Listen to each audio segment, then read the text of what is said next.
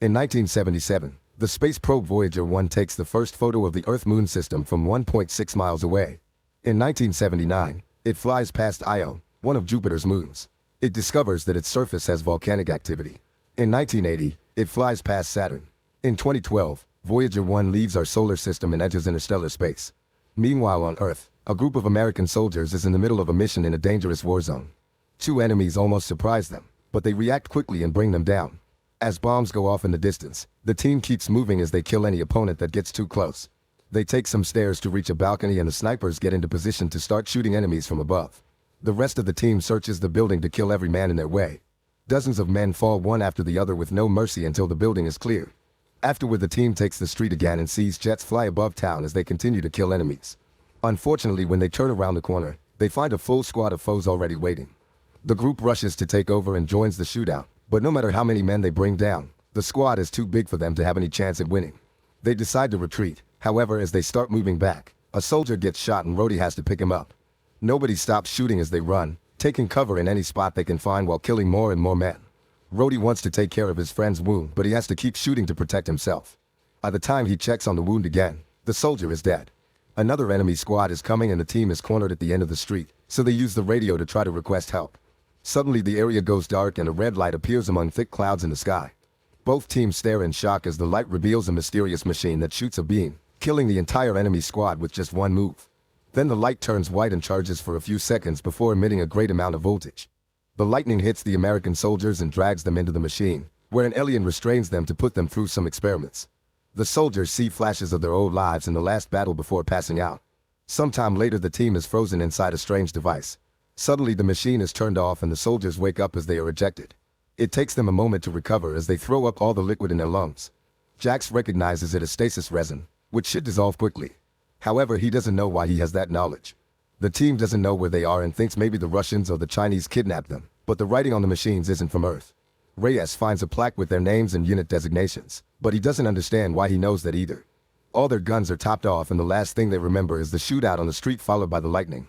Leader Kelly says they should get moving before their kidnapper finds them. There's a big circular door at the end of the corridor, but pressing the button won't open it. The soldiers work together to open it manually. After taking another hallway, they find a second door that has been warped off its track. Rhodey notices a vent hatch on the wall and sends Reyes to investigate. With a light in his mouth, Reyes crawls through the vent and finds multiple routes, so he takes the only way that has any light left. Eventually he finds another hatch and comes out on the other side of the vent door. After he informs the team, they also enter the vent to join him. A closer look at the door from this side shows some nasty burns and impact marks, as if someone was trying really hard to get in there. It seems the place is like a maze, and Nash thinks they're in a secret underwater prison. Suddenly they hear some strange noises, so they move ahead to keep investigating. In the next corridor, they find a trail of blood on the floor. There's also a clamp on the wall that indicates a power failure. This means the place must be dying, which explains why the machine was turned off and released them. The next room has lots of fog on the floor. A drop of blood lands on Reyes' face, and when he looks up, he discovers a bunch of bodies hanging from their feet with no heads. Kelly takes Gibbs and Reyes to the following room, where another mutilated body hangs above a strange table. There's also a handcuffed woman named Robbie, who wakes up and talks in another language. The soldiers pull a lever to free her. At that moment, a monstrous alien appears in front of Gibbs and slashes him with its huge claws before throwing him back. In the previous room, Nash finds a weird-looking weapon. The trio hears the commotion nearby and rushes to help their friends with open fire.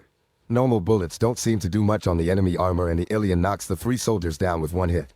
When Kelly tries to shoot it, the alien quickly disarms him and grabs him by the neck, looking at him for a second before throwing him too. As the alien attacks Jax, Nash passes the strange weapon to Rhodey, who finally manages to activate it and shoots at their enemy to knock it down. The soldiers think it's dead and take a closer look, only for the alien to roar. To their surprise, Robbie cuts in to properly shoot it to death. Afterward, she says something the others don't understand before leaving. The group follows her after realizing Gibbs is dead. In the next corridor, Kelly shocks Robbie by speaking her language. Another alien appears nearby and Kelly opens fire while telling the others to run. The alien has a laser gun too and immediately shoots to bring Robbie down. Soon its own team of monsters appears behind it and also opens fire. The men help Robbie and run as fast as possible. A chase ensues with both sides constantly shooting as they move.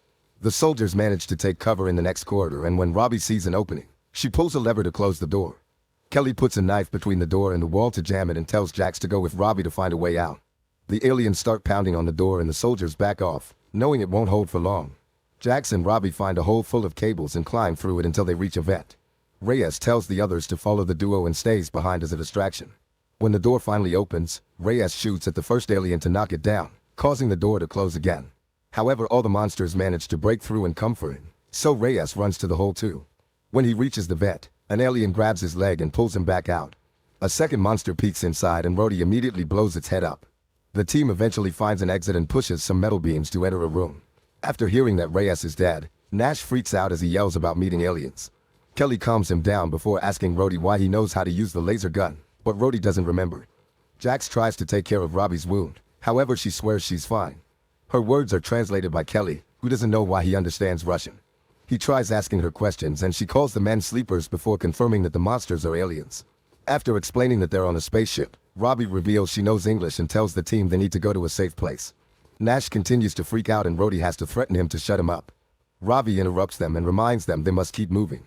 Meanwhile, Reyes is mutilated by the aliens, who use a device to look at his memories and learn everything the team knows. Following what it saw in those memories, the alien reaches the bed door and activates a device on its gauntlet. In one of the corridors, Robbie explains that the alien with the scars is the leader and has dozens of monsters helping it. She also reveals that there are motion sensors on the walls and that the alien's goal is to get a meal. When they enter the next room, they find themselves on a bridge above an abyss and surrounded by thousands of lights. Jax takes a closer look and discovers they're not light bulbs. They're actually capsules with bodies inside. Robbie calls them sleepers and insists they should get going. They rest in the next corridor so Kelly can redo Robbie's bandage. They chat about their lives before the war and Kelly shares that he's a divorced father. Nash starts to wonder if the creatures are demons instead of aliens and they're going through the biblical rapture. Minutes later, the team finds a hangar full of containers.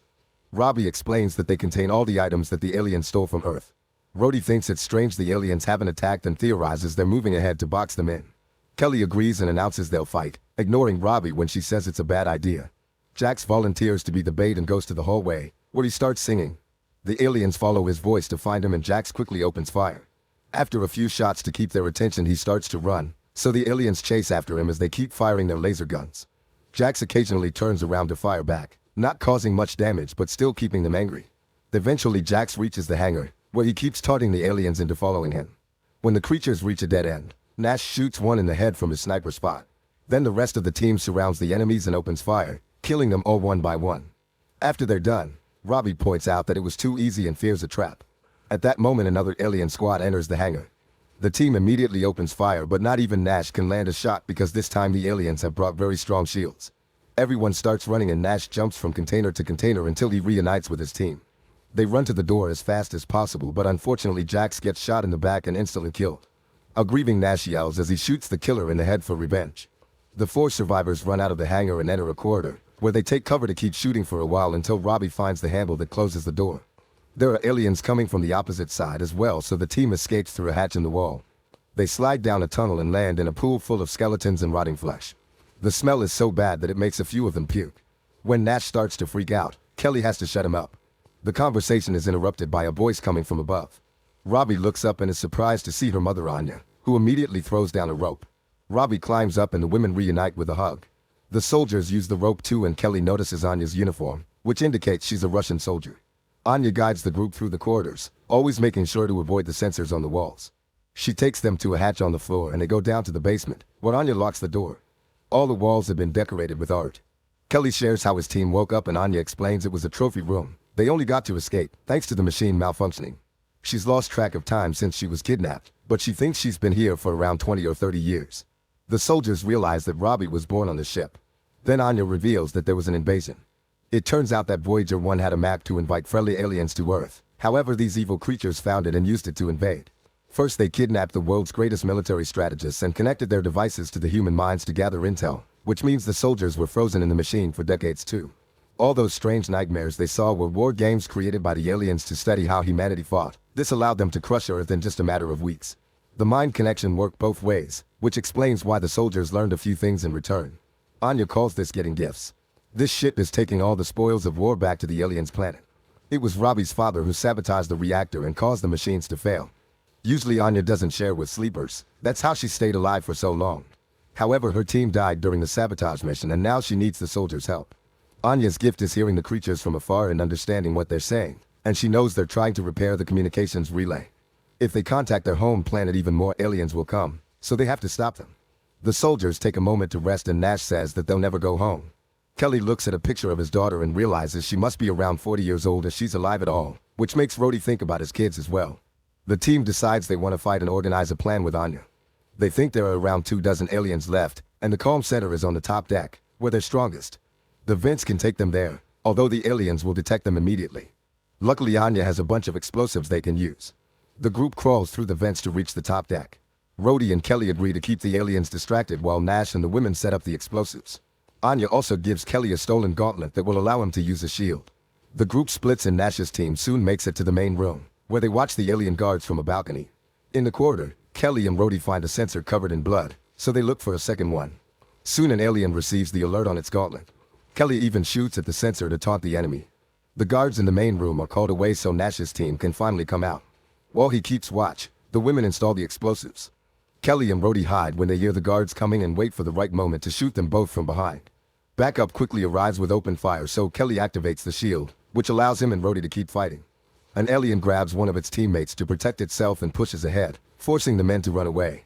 They hide in a different corridor and a shootout continues. However, one of the aliens detects something on its gauntlet and makes half its team go in a different direction. In the main room, Anya hears the aliens coming. Kelly and Rhodey call them to warn them of the same thing while still stuck in the shootout, but there's no way for the trio to escape. When Kelly crosses the door, Rhodey closes it and tells him to rescue the others while he holds the aliens back. Then Rhodey goes all out against the aliens, shooting the laser gun until it runs out of power. He changes to his regular gun and gets close to one of the creatures, who picks him up through the shield. Rhodey is smashed against the wall before the alien takes a closer look at his face. He uses that moment to drop 2 grenades, causing a huge explosion in the corridor that kills him and the aliens surrounding him. The other half of the alien squad makes it to the main room and the humans open fire to bring down as many as possible. At first they do well, but sadly more aliens with shields arrive. Anya makes Robbie leave and asks Nash to protect her. A bigger alien also shows up and opens fire to bring Anya down. Robbie cries out for her mother and Nash has to drag her away when he sees Anya take out the detonator. The explosives are activated and the resulting explosion blows up the whole room, bringing down the huge machine and all the aliens around it. In the corridor, Nash sees more aliens coming and makes Robbie hide in the hatch. Then he starts yelling as he runs so the aliens chase after him without noticing the girl. He stops running at a dead end, where he starts singing the same song as Jax. Nash shoots down as many aliens as he can and wonders if he should activate his explosives too. However, he's determined to survive, so he pulls out his gun again. Once she can't hear any more noises, Robbie comes out, only to find an alien nearby. Meanwhile, Kelly is shocked to find a room filled with humans locked in cells begging him for help. When Kelly turns around, an alien knocks him out. He dreams about his daughter being happy on Earth only for the aliens to suddenly kidnap her too. When Kelly wakes up, he's in one of the cells. Robbie is in the neighboring one and has to tell him that the others didn't make it. The aliens enter the room and grab Kelly by the neck to push him against the wall.